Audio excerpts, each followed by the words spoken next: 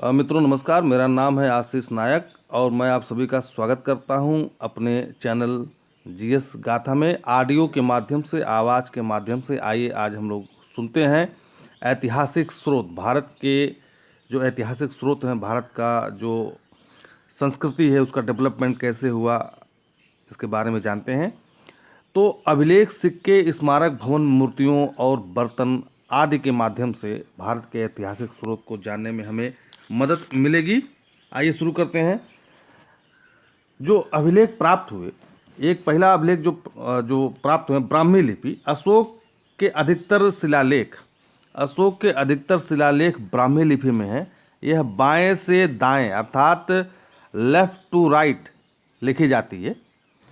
दूसरी लिपि है खरोष्टी लिपि। अशोक के कुछ शिलालेख खरोष्टी लिपि में हैं जो दाहिने से बाएं लिखे जाते हैं, जो दाहिने से राइट टू लेफ्ट लिखे जाती है, ठीक है ना। जो भाषा लिखी जाती है वो दाहिने से बाएं। तीसरा है यूनानी एवं आर्मेइक लिपि। यूनानी और आर्मेइक लिपि ये जो अधिकतर जो है पाकिस्तान और अफगानिस्तान में अशोक के शिलालेखों में इन लिपियों का प्रयोग हुआ है, ठीक है। पाकिस्तान और अफगानिस्तान में अशोक के शिलालेखों में इन लिपियों का प्रयोग हुआ है। अभिलेख सिक्कों से अत्यधिक महत्वपूर्ण है। इसके अध्ययन को पुरालेख शास्त्र अर्थात एपिग्राफी कहते हैं, ठीक है। इसके अध्ययन को पुरालेख शास्त्र अर्थात एपिग्राफी कहलाता है। भारत के संदर्भ में सर्वाधिक प्राचीन शिलालेख मध्य एशिया के बोगाजकोई से प्राप्त हुए हैं। इस अभिलेख में इंद्र, वरुण, मित्र एवं नासत्य नामक वैदिक देवताओं के नाम मिलते हैं।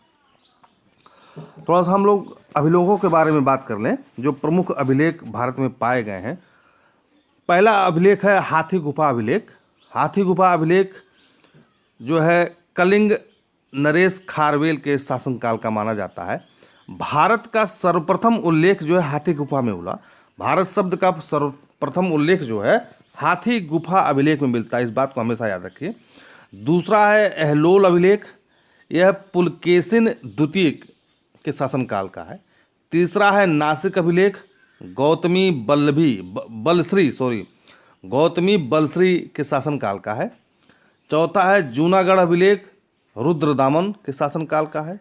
पांचवा है प्रयाग स्तंभ अभिलेख, समुद्रगुप्त के शासनकाल का है।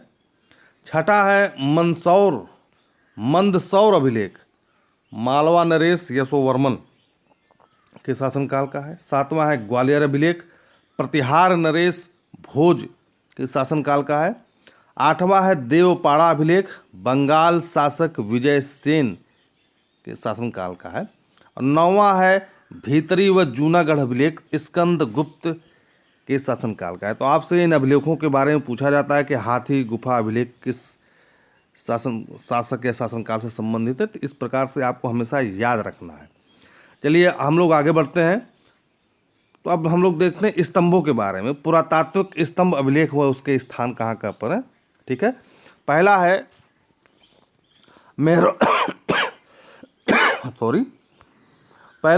मेहरौली स्तंभ लेख। मेहरौली दिल्ली के पास है, कुतुब मीनार का जो परिसर उसी में है ये मेहरौली स्तंभ लेख। जो संबंध व्यक्ति है चंद्रगुप्त द्वितीय के काल का माना जाता है, यह गुप्तकालीन माना जाता है। यह स्तंभ चंद्रगुप्त द्वितीय के वैष्णव होने और वंगा का मतलब है बंगाल विजय तथा सप्त सिंधु के समीप विभिन्न राजाओं के समूह से युद्ध एवं विजय के विवरण प्रदान करता है। मूलतः यह स्तंभ विष्णुपद पहाड़ी, संभवतः यह माना जाता है कि यह उदयगिरी मध्य प्रदेश पर स्थापित था। दिल्ली के किसी राजा ने इसको जो है दिल्ली में स्थापित करवाया। आगे बढ़ते हैं। प्रयाग प्रशस्ति स्तंभ लेख जो है यह प्रयागराज उत्तर प्रदेश में है। समुद्रगुप्त के संबंध व्यक्ति है ये, समुद्रगुप्त से संबंधित है यह स्तंभ और गुप्तकालीन है। संस्कृत में रचित यह प्रशस्ति मूलतः एक अशोक स्तंभ पर अंकित है, ठीक है ना। ये अलग से नहीं है, इस अशोक के स्तंभ पर ही लिखा हुआ है। जो समुद्रगुप्त द्वारा 200 ईस्वी में कौशाम्बी से प्रयाग लाया गया था। इस पर समुद्रगुप्त के दरबारी कवि हरिसेन के काव्यात्मक शैली में समुद्रगुप्त के वंश परिचय एवं उसकी विजयों एवं राज्य विस्तार का वर्णन है। आगे अब हम लोग बढ़ते हैं। एक है बौद्ध स्तंभ लेख भरतहु। भरतहु जो है वो सतना मध्य प्रदेश में है और यह राजा वासुदेव से संबंधित है, शुंग वंश से, शुंग काल से संबंधित है। इस अभिलेख से शुंग वंश के विषय में जानकारी प्राप्त होती है। मथुरा स्तंभ चौथा है मथुरा स्तंभ लेख। मथुरा उत्तर प्रदेश में है, चंद्रगुप्त द्वितीय के शासनकाल का है और गुप्तकालीन से है। यह प्रथम गुप्त अभिलेख है जिसमें गुप्त संवत का प्रथम वर्ष वर्णित है। महत्वपूर्ण है, मथुरा स्तंभ लेख में यह प्रथम गुप्त अभिलेख है जिसमें गुप्त संवत का प्रथम वर्ष वर्णित है। इस स्तंभ लेख का वैष्णव धर्म के अनुयायी गुप्त सम्राट की धार्मिक सहिष्णुता पर प्रकाश पड़ता है। इसमें महेश्वर समुदाय के उदिताचार्य का वर्णन है। महेश्वर समुदाय के उदिताचार्य का वर्णन है। पांचवा जो स्तंभ लेख है वह है गरुण स्तंभ लेख। ठीक है, इसका स्थल है बेसनगर। बेसनगर विदिशा मध्य प्रदेश में है। इसका जो संबंध व्यक्ति हैं ये भागभद्र। ठीक है, आगे बढ़ते हैं हम लोग। ये समय, इसका समय काल है शुंग काल। इसमें 2 अभिलेख उत्कीर्ण है। एक अभिलेख में हेलियोडोरस को वासुदेव का अनुयायी बताते हुए उसके द्वारा स्तंभ के निर्माण का वर्णन है तथा दूसरे अभिलेख में महाभारत के एक श्लोक का वर्णन है। छठा जो स्तंभ है यह है एरण स्तंभ लेख। एरण जो है वह सागर जिला, मध्य प्रदेश के सागर जिला में है। समुद्रगुप्त से संबंधित है, यह गुप्तकालीन है। यह स्तंभ लेख समुद्रगुप्त के व्यक्तिगत मामलों की जानकारी देता है। यह विदर्भी शैली में है और इस पर, ठीक है, और इस पर अंक उत्कीर्ण किए गए हैं। अंक मतलब जो 1 2 3 4 5 है, अंक उत्कीर्ण किए गए हैं। 7वां अभिलेख है एरण स्तंभ लेख। महत्वपूर्ण है, यह एरण मध्य प्रदेश में है, बुद्धगुप्त से संबंधित है, गुप्तकालीन है। यह स्तंभ लेख भगवान विष्णु का सर्वप्रथम अभिलेखीय प्रमाण है। महत्वपूर्ण है, ये एरण स्तंभ लेख भगवान विष्णु का सर्वप्रथम अभिलेखीय प्रमाण है तथा इसमें भगवान विष्णु की महिमा में महाराजा मात्र विष्णु एवं धन्य विष्णु द्वारा ध्वज स्तंभ के निर्माण का उल्लेख है। इसमें सप्ताह के दिनों के नामों का प्रारंभिक उल्लेख किया गया है। ठीक है ना, इसमें सप्ताह के दिनों के नामों का प्रारंभिक उल्लेख किया गया है। 8वां है भीतरी स्तंभ लेख। भीतरी गाजीपुर उत्तर प्रदेश में है, एक स्थान है भीतरी, गाजीपुर उत्तर प्रदेश में है। यह स्कंदगुप्त गुप्तकालीन से संबंधित, स्कंदगुप्त से संबंधित और जो कि गुप्तकालीन है। इस लेख में स्कंदगुप्त के वंश का परिचय, हूणों के आक्रमण तथा स्कंदगुप्त द्वारा उनके दमन का उल्लेख है। 9वां है बिहार स्तंभ लेख। बिहार शरीफ पटना बिहार के पास है, ये स्कंदगुप्त से संबंधित है, यह भी गुप्तकालीन है।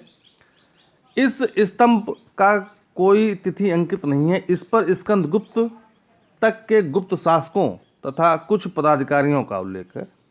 बिलसण स्तंभ लेख। बिलसण एटा उत्तर प्रदेश में है, कुमारगुप्त प्रथम से संबंधित है, गुप्तकालीन है। इस अभिलेख में गुप्त संवत 96 अंकित है तथा कुमारगुप्त तक के गुप्त शासकों का उल्लेख है। इसी अभिलेख में ध्रुव शर्मा नामक एक ब्राह्मण द्वारा कार्तिकेय मंदिर तथा धर्म संघ के निर्माण का भी उल्लेख है। 11वां है एरण स्तंभ लेख। एरण मध्य प्रदेश में है, भानुगुप्त से संबंधित है। पहले भी एक एरण स्तंभ लेख आया है, ठीक है, जो समुद्रगुप्त से है, और दूसरा जो एरण स्तंभ आया है वह भानुगुप्त से संबंधित है, जो कि एरण मध्य प्रदेश में गुप्तकालीन है।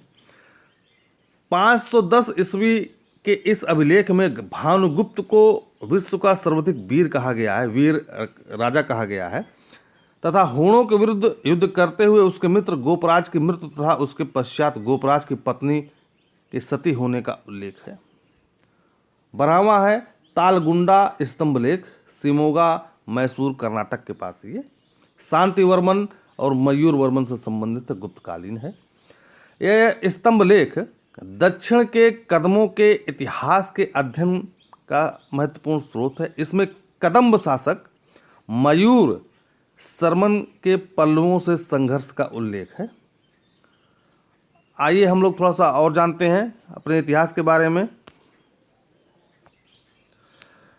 आइए आगे बढ़ते हैं। वैदिक मूल ग्रंथ का अर्थ समझ में आए इसलिए वेदांगों अर्थात वेदों के अंगभूत शास्त्रों की रचना की गई। वेदांग किसे कहते हैं? वेदांग का अर्थ समझने व सूक्तों को सही उच्चारण के लिए वेदांग की रचना की गई है। वेदों का अर्थ एक बार माफ करिएगा, वेदों का अर्थ समझने व सूक्तों की सही उच्चारण के लिए वेदांग की रचना की गई है। तो वेदांग 6 प्रकार के हैं। वेदांग जो है 6 प्रकार के हैं। पहला है शिक्षा, दूसरा है कल्प, तीसरा है व्याकरण, चौथा है निरुक्ति, 5वां है छंद और 6ठा है ज्योतिष। ठीक है। पहला है शिक्षा। वैदिक शब्दों के उच्चारण हेतु, वैदिक शब्दों के शुद्ध उच्चारण हेतु इसका निर्माण हुआ। दूसरा है कल्प, वैदिक कर्मकांडों को संपन्न करने हेतु विधि व नियम के लिए इसका निर्माण हुआ। तीसरा है व्याकरण, इनमें नामों एवं धातुओं की रचना एवं उपसर्ग प्रत्यय के प्रयोग हेतु नियम है। चौथा निरुक्त, शब्दों की व्युत्पन्न हेतु नियम है। यह भाषा शास्त्र का प्रथम ग्रंथ माना जाता है। भाषा शास्त्र का प्रथम ग्रंथ माना जाता है। यास्क ने निरुक्त की रचना की। महत्वपूर्ण फैक्ट है, यास्क ने निरुक्त की रचना की। 5वां है छंद। वैदिक साहित्य में गायत्री, त्रिष्टुप, जगाति, बृहाति का प्रयोग किया जाता है। 6ठा है ज्योतिष, इनमें ज्योतिष शास्त्र के विकास को दिखाया गया है। इसके प्रसिद्ध आचार्य हैं लगध मुनि थे। ज्योतिष के प्रसिद्ध आचार्य लगध मुनि थे। आइए थोड़ा सा आगे हम लोग जानते हैं जात कर्म। जात कर्म जन्मानुष्ठान, नामकरण, उपनयन, विवाह, श्राद्ध आदि घरेलू या पारिवारिक अनुष्ठानों या विधि विधान गृह सूत्रों में पाया जाता है। सौत सूत्र और गृह सूत्र दोनों 600 से 300 ईस्वी पूर्व के आसपास माने जाते हैं। सुलूभ सूत्र, सुलूभ सूत्र में यज्ञ वेदी के निर्माण के लिए विविध प्रकार के मापों का विधान है। ज्यामिति और गणित के अध्ययन वहीं से आरंभ होता है। सुलूभ सूत्र जिसमें हम लोग रेखा गणित सीखते हैं, ज्योमेट्री सीखते हैं। ठीक है, आगे बढ़ते हैं। प्राचीनतम बौद्ध ग्रंथ पाली भाषा में लिखे गए हैं। यह भाषा मगध अर्थात दक्षिणी बिहार में बोली जाती थी। इन ग्रंथों में हमें केवल बुद्ध के जीवन के विषय में ही नहीं बल्कि उसके आसपास के मगध, उत्तरी बिहार तथा पूर्वी उत्तर प्रदेश के अनेक शासकों के विषय में जानकारी मिलती है। ऐसा विश्वास किया जाता है कि गौतम बुद्ध के रूप में जन्म लेने से पहले बुद्ध 550 से अधिक पूर्व जन्मों से पशु के रूप में भी गुजरे थे, जिनका वर्णन जातक कथाओं में है। जातक कथाएं बौद्ध ग्रंथ के सुत्त पिटक के सुदृढ़ निकाय का 10वां भाग है। ये महात्मा बुद्ध के पूर्व जन्म संबंधी कथाएं हैं। ये कथाएं बुद्ध की बुद्धत्व प्राप्त करने के लिए उद्यमशील अवस्था को दर्शाती हैं। बोधिसत्व का मतलब होता है बुद्धत्व प्राप्त करने के लिए उद्यमशील अवस्था। जैन ग्रंथों की रचना प्राकृत भाषा में हुई। ईसा की 6ठी सदी में गुजरात के बल्लभी नगर में इनके अंतिम रूप से संकलित किया गया। धर्मसूत्र, स्मृतियाँ और टीकाएं, इन तीनों को मिलाकर धर्मशास्त्र कहा गया है। धर्मसूत्रों का संकलन 500 से 200 ईस्वी पूर्व में हुआ है। कौटिल्य का अर्थशास्त्र अत्यंत महत्वपूर्ण विधि ग्रंथ है। यह 15 अधिकरणों या जिसे खंड कहते हैं में बांटा है या बांटा गया है। इसके प्राचीन भारतीय राजतंत्र व अर्थव्यवस्था के अध्ययन के लिए महत्वपूर्ण सामग्री मिलती है।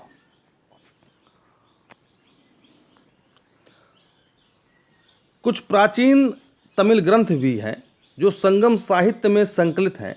राजाओं द्वारा संरक्षित विद्या केंद्रों में एकत्र होकर कवियों और भाटों ने 3-4 सदियों में इस साहित्य का निर्माण या सृजन किया है। ऐसी साहित्य सभा को संगम कहते हैं। इसलिए इस समय लिखे गए संपूर्ण साहित्य संगम साहित्य के नाम से जाना जाता है। संगम ग्रंथ वैदिक ग्रंथों से विशेषकर ऋग्वेद से भिन्न प्रकार के हैं। ये धार्मिक ग्रंथ नहीं हैं।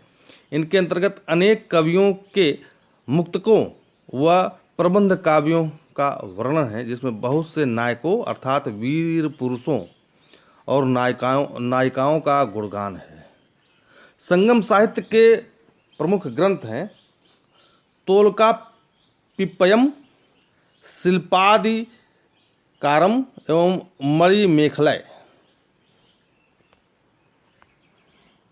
आइए थोड़ा सा हम लोग जानते हैं चीनी लेखकों के बारे में, क्योंकि भारत का प्राचीन इतिहास इनसे भी प्राप्त होता है। पहला लेखक है फाहियान, जो कि 399 से 414 ईस्वी पूर्व आया। इसकी रचनाएं थीं फोक्यो की भारत की तत्कालीन विवरण, राजनीतिक, सामाजिक एवं धार्मिक भावनाएं। इसकी एक रचना थी फोक्यो। फाहियान ने अपनी 15 वर्ष की यात्रा में भारत के प्रमुख नगरों, बौद्ध धर्म पवित्र स्थानों का भ्रमण किया। उसने समुद्रगुप्त द्वितीय, जिसका नाम का उल्लेख उसने नहीं किया है, द्वारा शासित मध्य प्रदेश का विस्तृत वर्णन किया। इसने गुप्तकालीन दंड विधान, कृषि उपज पर कर, मध्य प्रदेश में ब्राह्मण धर्म की प्रधानता, धनी व्यक्तियों द्वारा मंदिर, विहार, निःशुल्क पुण्यशालाओं एवं औषधालयों के निर्माण की जानकारी दी है। उसने पाटलिपुत्र में स्थित सम्राट अशोक के राजप्रसाद की भव्यता से प्रभावित होकर इसे देव निर्मित बताया है। दूसरा चीनी शासक है सुंग युन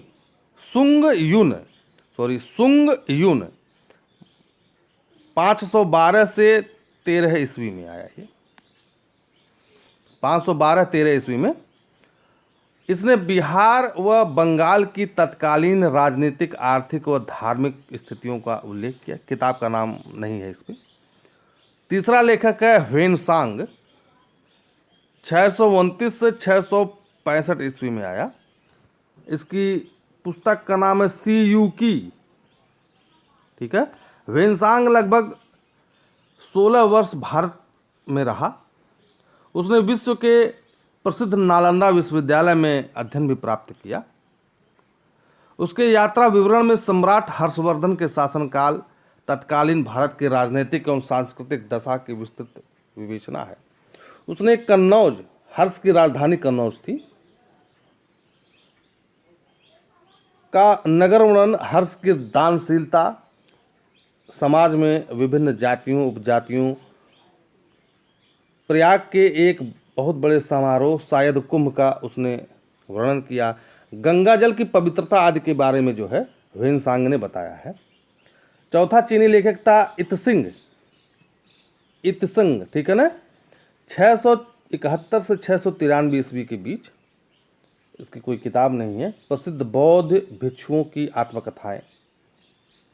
इत्सिंग ह्वेनसांग के चीन लौटने के बाद भारत आया। उसने बंगाल के ताम्रलिपि 3 वर्ष तक संस्कृत का अध्ययन किया। वर्तमान में इसको कहते हैं ताम्लुक। बोधगया, नालंदा, वैशाली, कन्नौज, श्रावस्ती, कपिलवस्तु आदि स्थानों की यात्रा की। अपने यात्रा वृत्तांत में उसने नालंदा एवं विक्रमशिला विश्वविद्यालयों की शिक्षा प्रणाली, हर्षकालीन समाज तथा तत्कालीन भारत में प्रचलित बौद्ध धर्म के 4 संप्रदायों का उल्लेख किया। इत्सिंग चीन वापस जाते समय अपने साथ बौद्ध त्रिपिटकों की 400 प्रतियां ले गया था। 5वां चीनी लेखक है मातवेन लिन, 7वीं सदी में आया था ये। इसने हर्ष के पूर्वी भारत पर आक्रमण अभियान का वर्णन किया। इसने हर्षवर्धन के पूर्वी भारत पर आक्रमण अभियान का वर्णन किया। ठीक है। छठा लेखक है चाओ जू कुआं। 1225 से 1254 इसकी रचना थी चूफानची।